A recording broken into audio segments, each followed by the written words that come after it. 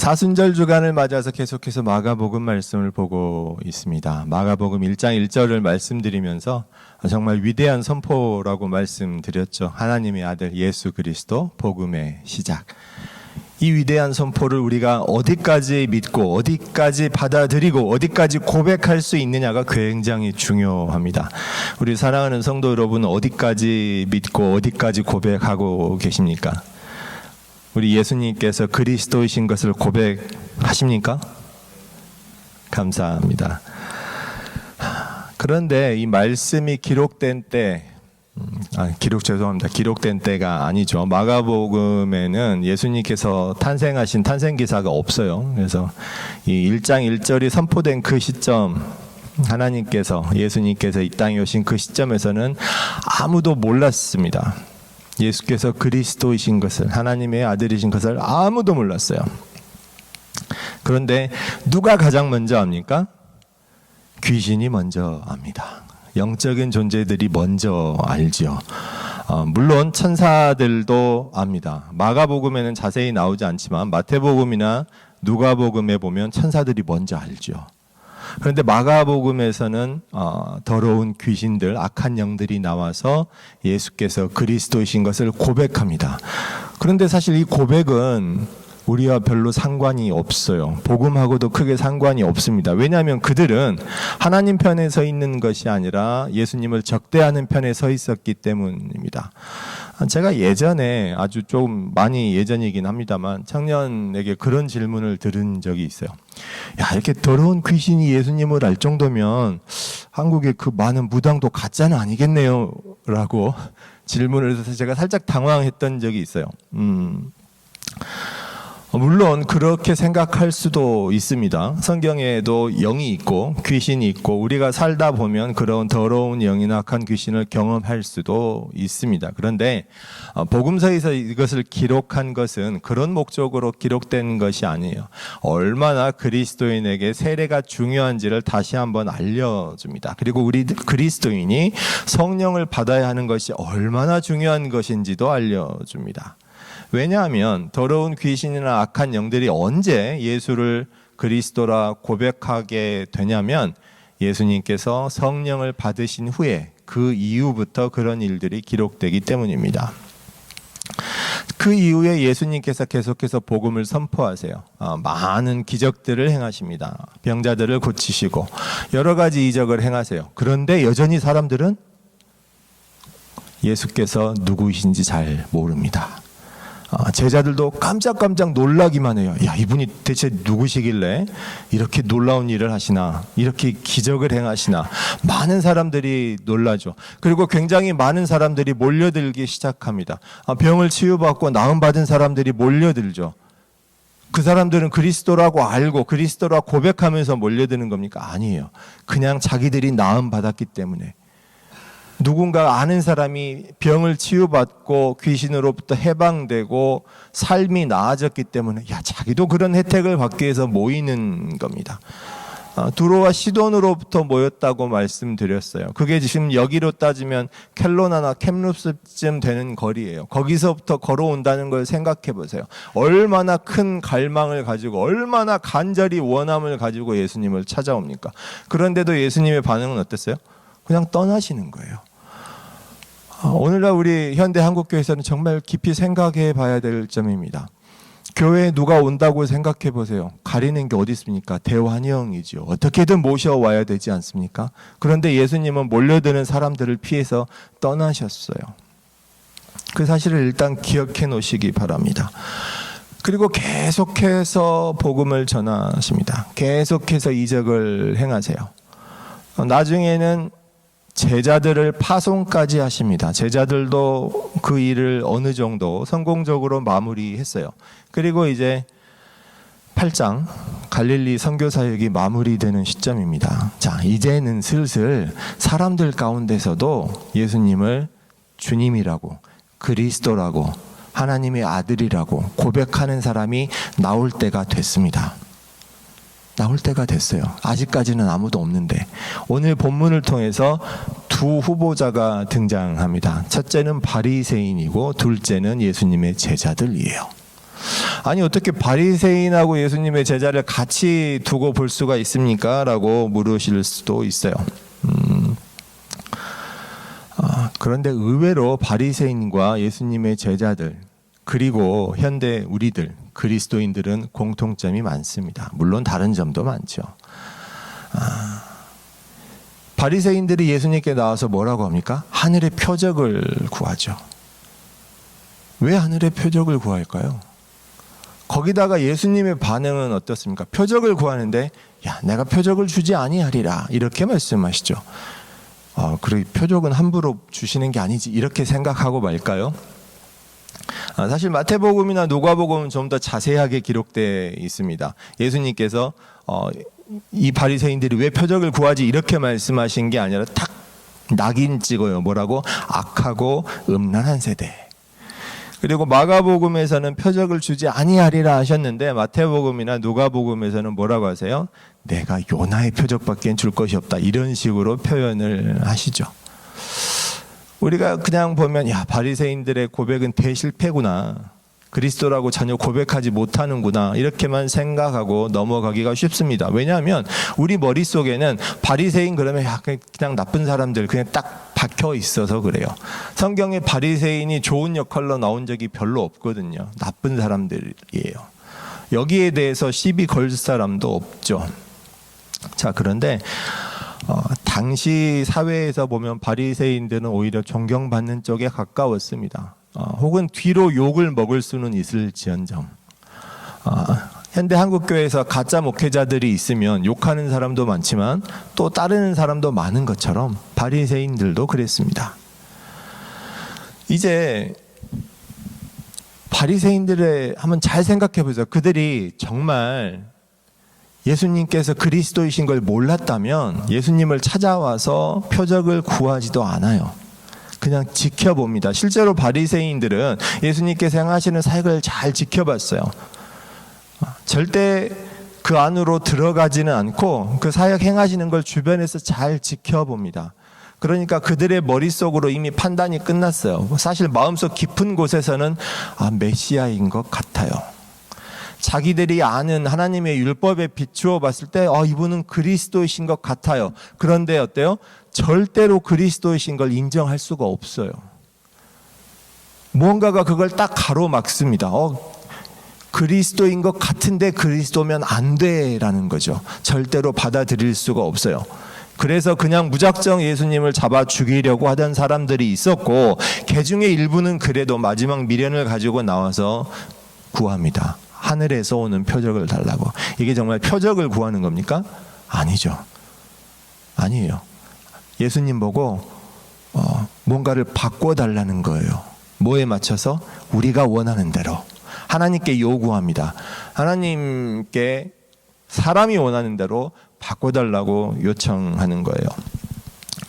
마태복음이나 누가복음에서 말하는 요나의 표적을 이야기할 때 우리가 보통 요나의 표적을 뭐라고 알고 있습니까? 많은 분들이 요나의 표적을 예수님께서 십자가에 못 박히시고 사망하셨다가 3일 만에 부활하신 그 표적으로 이해합니다. 맞아요. 물론 그 말이 맞습니다. 그런데 또 하나가 있습니다. 하나님께서 말씀을 주셨죠. 요나에게. 요나가 어떻게 합니까? 도망치죠. 왜 도망치나요? 하나님의 말씀인지 아닌지 몰라서 도망치나요? 아니요. 알았습니다. 하나님의 말씀인 걸 명확하게 알았고 명확하게 믿었어요. 그런데 싫었죠. 뭐가? 그 말씀이 싫었던 거예요. 그래서 도망칩니다. 성경에 하나님의 말씀을 받고 그렇게 대놓고 싫어하고 대놓고 도망친 사람이 요나 말고 또 있을까요? 그리고도 하나님께 당당하게 대들고 소리친 사람이 요나 말고 또 있을까요? 그런데도 하나님께서는 요나를 인도하셨죠. 그것을 생각해 보십시오. 바리새인도 자기들이 받은 하나님의 율법에 비추어 봤을 때 예수님이 그리스도이신 것 같아요. 근데 요나가 싫었던 것 이상으로 바리새인도 싫었습니다. 예수님이 왔는데 죄인들과 어울립니다. 세리들과 어울립니다. 갈릴리 지역에서 주로 사역하세요. 어느 것 하나 마음에 드는 게 없어요. 자기들이 교회 지도자고 종교 지도자인데 자기들과 손을 잡고 자기들을 특별 대우해 주셔야 되는데 오히려 자기들은 찬밥이고 세리들과 창기들과 똑같이 대우합니다. 예수님께서 똑같이 대우하시는 걸 참을 수가 없었어요. 사역 행하시는 것도 이해할 수가 없습니다. 자기들이 원하는 사역이 있고 자기들이 원하는 방향이 있고 자기들이 원하는 것들이 있는데 어느 것 하나도 들어주시지 않아요. 그래서 그리스도라고 인정할 수가 없어요. 그래서 구합니다. 그러면 하늘에서 오는 표적을 달라고. 아니 그러면 그 전에 예수님 행하신 표적은 다 뭡니까? 가짜예요? 병자를 고치고 귀신 쫓아내는 건 그렇다고 쳐요. 선지자도 그럴 수 있으니까. 그 전에 오병이어의 기적도 있었잖아요. 그 기적의 의미에 대해서도 제가 말씀드린 바가 있습니다. 그건 도저히 부인할 수가 없는 거예요. 그거 이상으로 하늘에서 내려오는 표적이 있을까요? 그런데도 불구하고 그들은 하늘의 표적을 구하죠. 그건 표적을 구하는 게 아닙니다. 예수님께 바꿔달라는 거죠. 반대로 이제 그 다음에 제자들이 고백합니다. 베드로가 고백하죠. 주는 그리스도시니이다. 와, 대성공인 것 같습니다. 그런데 뭔가 찜찜해요. 왜냐하면 우리는 그 다음을 알고 있죠. 예수님께서 베드로를 야단치시거든요. 사탄아 물러가라. 이거는 그냥 야단치시는 것도 아니에요. 어떻게 사랑하는 제자에게 사탄이라는 말을 쓸 수가 있어요. 계속 데리고 다니면서 교육하고 훈련시켜서 제자로 파송시켜서 선교 역할도 감당하게 하고 잘 훈련받은 베드로인데 왜 사탄이라고 합니까? 그건 단 하나였어요. 사람의 일을 생각한다라는 것이죠. 오늘 이 바리새인들과 제자들 사이에 어떤 사건이 기록됩니까? 몇 가지가 있는데 누룩 이야기가 나오죠. 바리새인들의 누룩을 조심하라고, 헤롯의 누룩을 주의하라는 겁니다. 제자들은 여전히 알아듣지 못합니다.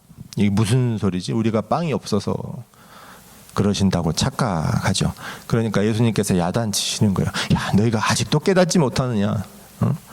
내가 하늘의 양식으로 그렇게 많은 사람을 먹이고 떡이 얼마나 남고 물고기가 얼마나 남고 그런 경험을 했으면서도 아직도 빵 이야기하고 있어.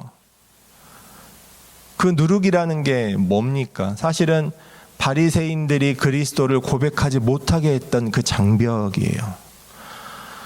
제자인 베드로가 예수님께 항변한, 대놓고 예수님께 따지게 만들었던 그 장벽입니다. 그게 바로 사람의 일인 것이죠. 누룩이라는 게 뭡니까? 사실 누룩 그러면 제 세대만 해도 익숙하지 않아요. 누룩이란 말도 잘 쓰지 않고요. 그냥 이스트라고 하면 차라리 더 알아듣겠지만 빵 만드시는 분이 아니면 잘 모르죠. 근데 그걸 어쩔 때 사용합니까? 빵을 부풀려서 부드럽게 먹기 좋게 맛있게 만들기 위해서 쓰는 거죠. 그래서 유대인들이 유월절을 기념할 때 무교병을 먹잖아요. 부풀게 하지 않은 딱딱하고 거칠고 퍽퍽한 빵을 먹죠. 핵심은 그겁니다. 누구를 위해서? 나를 위해서. 내가 먹기 편하게, 먹기 좋도록 부풀리는 거예요. 부드럽게. 그게 뭐 잘못인가요? 할 수 있지만 이 누룩의 비유가 뭡니까? 하나님의 말씀을 부풀리는 거죠. 복음을 부풀리는 거예요. 어떻게? 부드럽게, 먹기 좋게. 어떻게? 내가 원하는 대로, 내 마음이 원하는 대로 조금씩 바꾸는 거예요. 처음은 아주 조금이라서 야, 이 정도는 괜찮을 것 같아 라고 생각합니다. 그런데 바꾸다 보면 뭐가 남아요? 하나님의 말씀보다 내 안에 갖고 있던 욕심과 내 생각과 내 가치관이 남아요. 내 사상이 남고 내 신념이 남아요.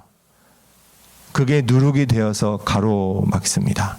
오늘 말씀 본문 말씀 마지막 결론이 뭡니까? 우리가 주님을 따르기 위해서는 자기를 부인하고 자기 십자가를 지고 예수님을 따라가야 하죠.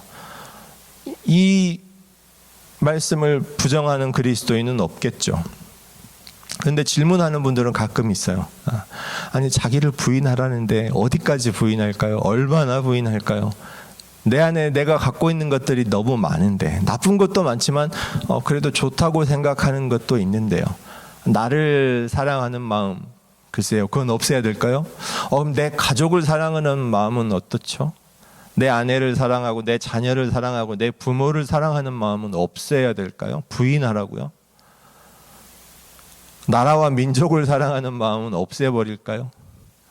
교회를 사랑하는 마음은 어떻죠?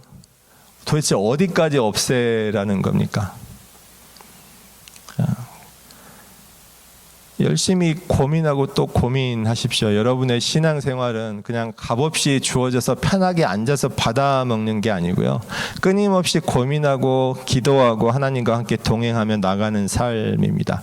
그런데 감히 말씀드린 건 어디부터 시작하냐 하면요. 오늘 말씀 제목처럼 내 안에 누룩을 없애는 것부터 시작하십시오.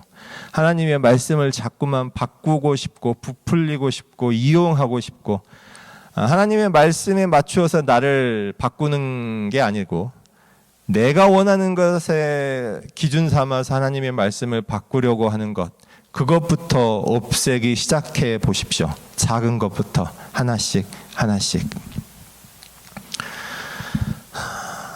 의도를 가지고 누룩으로 부풀리는 자가 바리새인 같았다면 제자들은 의도를 가지고 하지는 않았어요.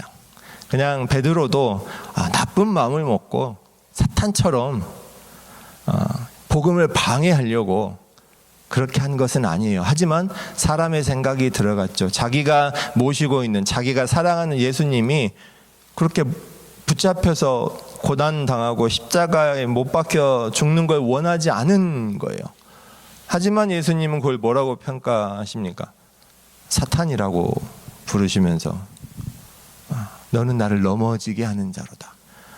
교회에서 우리가 신앙을 가지고 살다 보면 여러 가지 일들을 경험하게 되고 만나게 되고 많은 관계를 맺게 됩니다.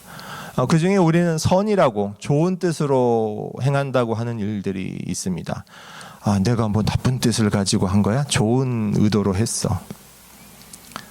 때로는 그게 오지랖이 되기도 될 수도 있고요. 때로는 그게 주님의 사랑으로 행하는 일이 될 수도 있습니다. 옆에서 보면 그게 잘 보일 때가 있는데 본인은 잘 모를 때가 있어요. 나는 그리스도의 사랑으로 손 내밀었다고 하는데 옆에서 보면 아우 저분 왜 저러시나 이렇게 될 수도 있습니다.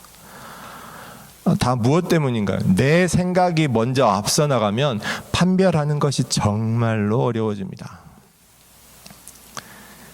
그걸 뒤집어서 생각해 보면요, 대가 없이 주고 그 다음을 바라지 않을 때는 그나마 조금 나아요. 그런데 내가 뭔가를 바라고 준다거나 내가 그 후에 기대하고 있는 게 있다면 대부분 그것은 누룩이 들어가서 부풀려져 버린 경우일 때가 굉장히 많습니다.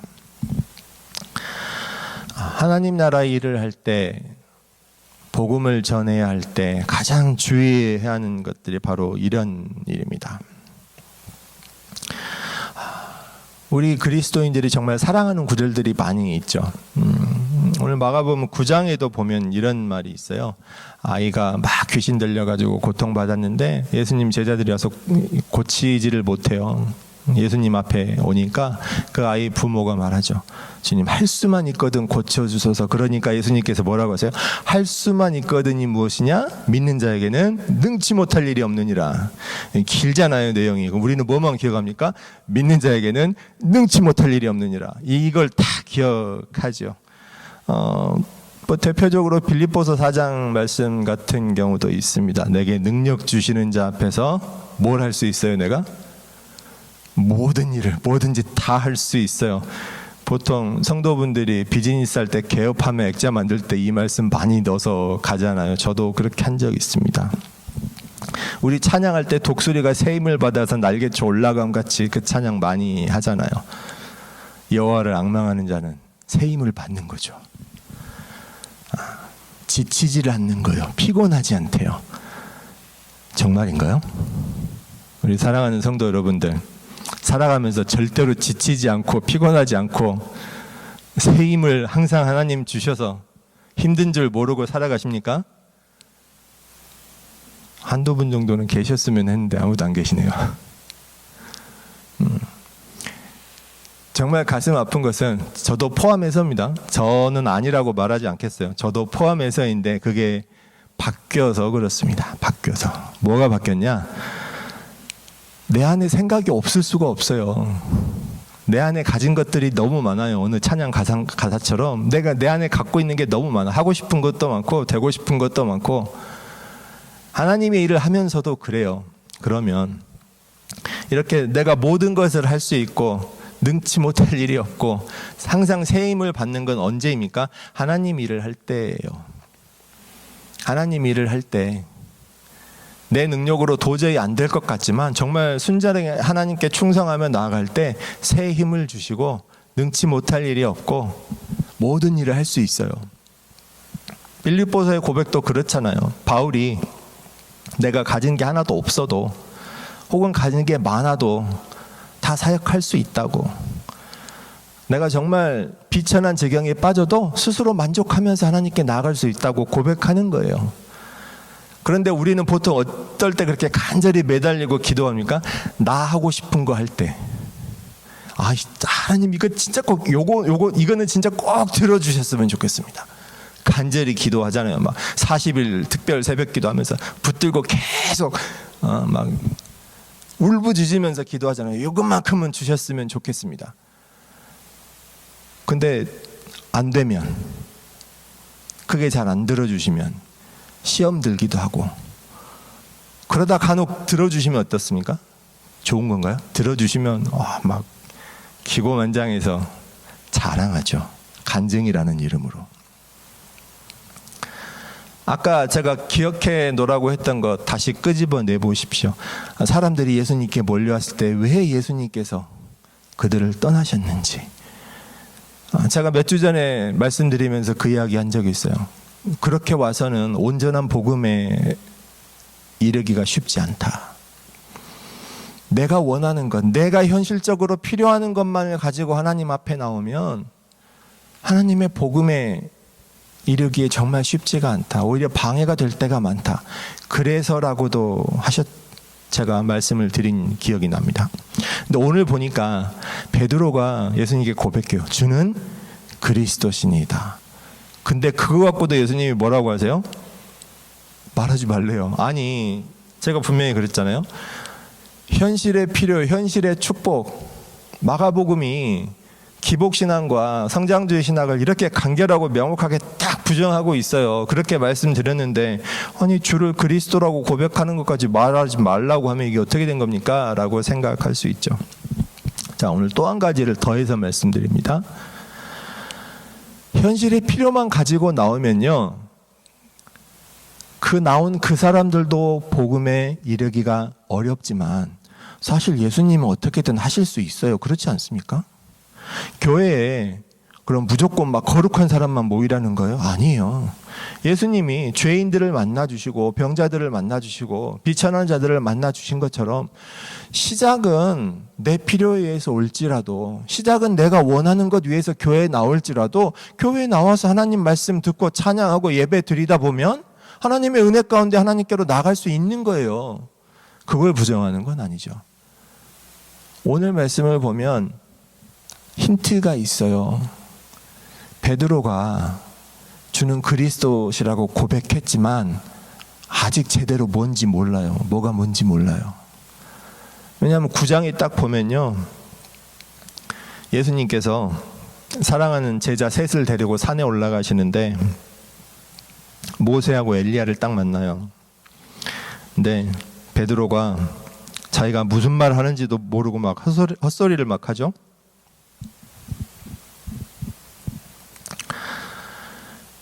그리고 그리스도시라고 고백한 이후에도 어떻습니까? 주님의 십자가 고난과 부활하는 그 복음의 진수에 대해서도 예수님을 붙잡고 항변하고 따지잖아요. 아무에게도 말하지 말래요. 이게 정말 금지돼서 비밀이 지켜졌나요? 실제로 예수님께서 정말 원하시는 게 정말 비밀을 지키는 거였어요? 많은 사람들이 나와서 병자가 치유받았을 때 정말 비밀이 지켜지기를 원했어요? 그 사람들 말 안 했어요? 다 가서 다 말했어요. 다 말하니까 사람들이 벌떼처럼 몰려들죠. 제자들도 마찬가지예요. 이 사실을 아무도 몰랐나요? 다른 복음서에 보면 제자들보다 더 훌륭하게 고백한 사람이 있어요. 누굽니까? 마르다가 나오죠. 마르다가 나와서 부활에 대한 믿음을 베드로보다 더 훌륭하게 고백합니다. 예수님께서 원하시는 건 정말 비밀이 지켜지기를 원하신 게 아니에요.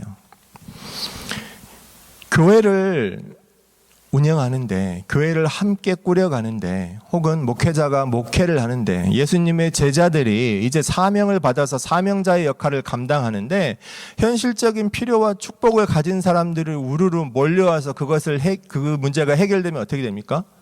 그 사람을 칭송해요. 그 사람을 떠받들어요. 그 사람을 따라요. 어쩔 수가 없어요. 그러면 대부분의 사람들은 어떻게 돼요? 넘어집니다. 감당하지 못해요. 예수님은 그렇지 않으시겠지만 예수님의 제자들은 아직 준비가 되지 못했어요. 한국 교회도 마찬가지입니다. 그리고 우리 교회도 마찬가지입니다. 저도 포함이에요. 만약 사람들이 우르르 많이 몰려들어서 하나님께 돌려야 될 찬양과 영광을 올바른 곳으로 돌리지 못했을 때 과연 사명을 받은 목회자는, 그리고 우리 교회 성도분들을 그걸 감당하실 준비가 되셨습니까? 사람의 칭찬에 휘둘리지 않고 내 마음의 신앙의 중심에 반드시 간직해야 할 것, 자기를 부인하고 내 십자가를 내가 지고 주님을 따라야 한다는 그 말씀이 여러분 신앙의 바탕에 있기를 주님의 이름으로 축원합니다. 내 욕심을 위해서는 간절히 붙잡고 하나님께서 은혜와 능력 주셔서 모든 일이 가능하게 할 거라는 그 믿음, 그게 아니라 하나님의 일을 감당할 때 하나님께서 모든 일을 해결해 주시는 그 경험이 여러분의 믿음 가운데 일어나기를 축원합니다. 저도 몇 번 경험한 적이 있지만 아쉬운 일은 자주 경험할 수는 없더라고요. 평소에 잘 안 돼요. 사실은 주로 안 돼요. 주로 힘들게 살아갑니다. 주로 고난 당하고 주로 어렵습니다. 그러다 가끔 너무 힘들다 싶으면 하나님께서 한 번씩 경험하게 해주시는 것 같아요. 목회자만이 아니라 모든 성도분들이 하나님께 사명받은 사명자로서 그 일 감당하실 수 있기를 바랍니다. 사랑하는 성도 여러분, 예수님을 그리스도라 부를 수 있는 것은 대단한 축복입니다. 제가 마가복음 1장 1절을 지금 계속 사순절 기간 동안 강조하고 있습니다. 하나님의 아들 예수 그리스도, 복음의 시작. 이 위대한 선포를 어느 만큼 고백하고 계십니까? 어디까지 받아들이셨습니까? 귀신들이 하는 고백은 아무런 가치가 없었죠. 하나님을 적대하는 포지션이었으니까. 바리새인들도 사실 예수님께서 그리스도이신 것 알고 있었습니다. 그런데 도저히 받아들일 수가 없었어요. 그들 안에 누룩이 너무 많아서, 가진 것이 너무 많아서. 제자들은 어떻습니까? 뭔가 받아들이려고 애는 쓰는데, 뭔가 받아들이려고 하는데 아직도 깨닫지 못하고 마음이 둔하고. 예수님의 가족들은 어땠나요? 전혀 예수님을 이해하지 못했죠. 고향에서도 예수님은 배척을 받았습니다. 오늘 본문 사이에 맹인 이야기도 나오죠. 앞을 보지 못하는 사람에게 예수님께서 앞을 보게 하십니다. 알지 못하는 너희에게 복음을 알게 해 주시겠다는 거예요. 그걸 비유로 풀어서 말씀하신 겁니다. 그래서 마가복음 마지막에는 누가 고백합니까? 가장 마지막에 백부장이 고백하죠. 와, 저분 하나님의 아들이었구나. 예수 그리스도의 복음이 이방인에게 전 세계로 선포된다는 것의 상징입니다. 이 백부장은 자기 현실적인 필요를 가지고 나온 사람이 아니었어요. 병을 치유받기 위해서, 자기 소망을 위해서, 자기가 원하는 게 있어서도 아니었어요. 그냥 지켜보다가 알게 된 거예요. 와, 저분 하나님의 아들이었구나. 마가복음에서 계속해서 예수님께서 말하지 말라 이러신 것은 아직 때가 차지 않았기 때문입니다. 예수님께서 십자가에서 사역을 마치신 후에, 부활 승천하신 후에 이제 때가 찼습니다. The time is fully come. 정말 때가 완벽하게 찼습니다. 이제 아무에게도 알리지 않는 게 아니라 널리 알려야 할 때입니다. 무엇을요? 내가 나음받았다, 내가 고침받았다, 내가 예수 믿고 인생이 성공했다, 잘됐다, 그게 아니라고 이미 말씀드렸죠. 주께서 내게 어떻게 큰 일을 행하셨는지. 내가 설령 병이 나음받고 치유받았더라도 와, 하나님이 은혜 주셔서 저를 낫게 해주셨어요. 내가 나음받은 것이 아니라 하나님께서 어떻게 은혜를 베푸셨는지.